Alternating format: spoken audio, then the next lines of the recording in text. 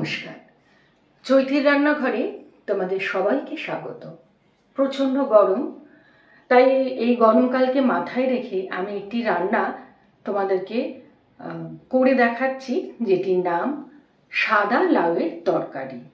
চলো দেখে নিই কি কি উপকরণ আছে। এই রান্নার প্রধান উপকরণ কিন্তু লাউ। আমি লাউকে এরকম চাকা চাকা করে কেটে সামান্য বেসনে, দেখতেই পাচ্ছ বেসনে একটু ভেজে নিয়েছি। এখানে আমি ডালের বড়া করেছি, এটা পুরোটাই নিরামিষ। এখানে আমি মুসুর ডাল এবং মুগের ডাল নিয়েছি। অনেকেরই মনে হতে পারে মুসুর ডাল তো নিরামিষ কেন বলছো। আমি মনে করি যে আমার কাছে এটা নিরামিষ। কেউ যদি মনে করো যে মুসুর ডাল দেবে না, সে তখন মটর ডাল, অরহর ডাল এগুলো দিয়ে করতে পারো। এইখানে আদা, জিরে, ধনে, কাঁচা লঙ্কা দিয়ে একটা পেস্ট বানিয়েছি। এখানে ঘি আছে, নুন আছে, মশলা দিবে তোমরা সকলেই জানো। এইখানে একটু কুচনো টমেটো, দুটো কাঁচা লঙ্কা আর দুটো আলু কুচিয়ে রেখে দিয়েছি। আর এখানে ধনেপাতা, খুব সিম্পল। আমি এখানে সর্ষের তেল, নুন দিয়ে রেখেছি, গ্যাসটাও জ্বালিয়ে রেখেছি। লঙ্কা দিচ্ছি আর টমেটোগুলো দিচ্ছি, দিয়ে কেটে রাখা আলুগুলো দিচ্ছি। খুব সিম্পল। সাদা লাউয়ের তরকারি যখন, বুঝতেই পারছো এর মধ্যে কোনো হলুদ পড়বে না। আমি আলু দিচ্ছি, তোমাদের যদি মনে হয় তোমরা আলু স্কিপ করতে পারো। আলুটা একটু ভাজা ভাজা হবে এবং সেদ্ধ হবে, তারপর আমি রান্নার পরবর্তী ধাপ তোমাদেরকে দেখাবো। সর্ষের তেল এবং ঘি দুটোতেই আমি রান্না করব। সর্ষের তেল দিয়ে আমি বড়াগুলো ভেজেছি, এগুলো ভেজে নিচ্ছি। ঘিটা আমি লাস্টে ব্যবহার করব। খুব ভালো করে নাড়াচাড়া করে আমি এবার ঢাকা দিয়ে দিচ্ছি, যাতে আলুটা সেদ্ধ হয়।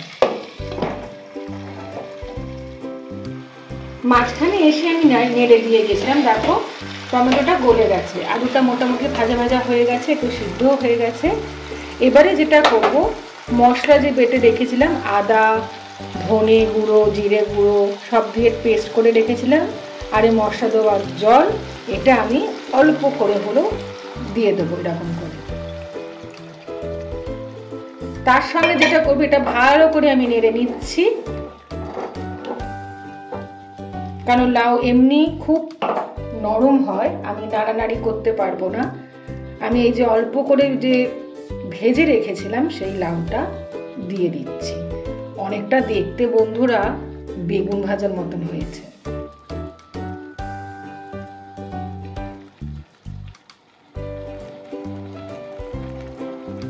গ্যাসটা কিন্তু একদম কম করা থাকবে।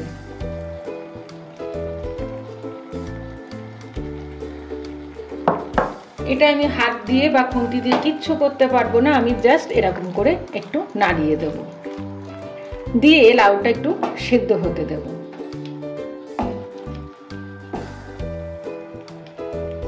আমি আপাতত ঢাকা দিয়ে দিচ্ছি।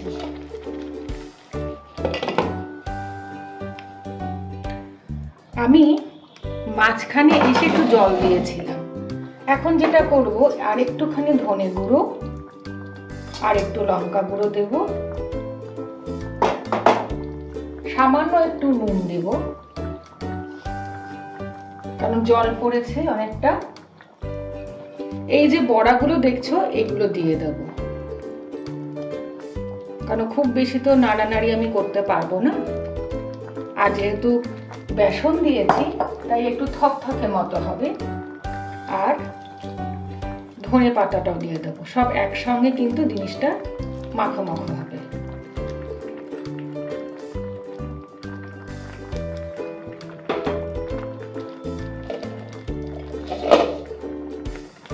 যেহেতু লাউ তোমাদেরকে আমি প্রথমে শুরুতে দেখাইনি, আমি সামান্য একটু গুড় দিচ্ছি।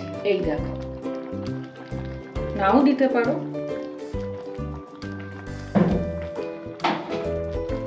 ভালো করে একটু নাড়িয়ে নিচ্ছি, দিয়ে আমি এবার বন্ধ করে দেবো, মানে ঢাকাটা দিয়ে দেবো।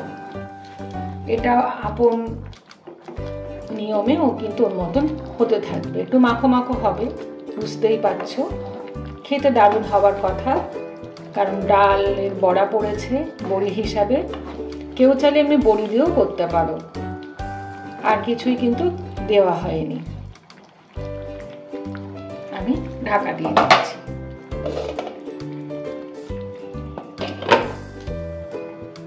বন্ধুরা, মাঝখানে এসে আমি অনেকটা জল দিয়েছি, কারণ নাড়াতে তো পারবো না। দেখো সব সেদ্ধ হয়ে গেছে, মানে লাউ তো সফট ছিলই, এটাও হয়ে গেছে বড়া।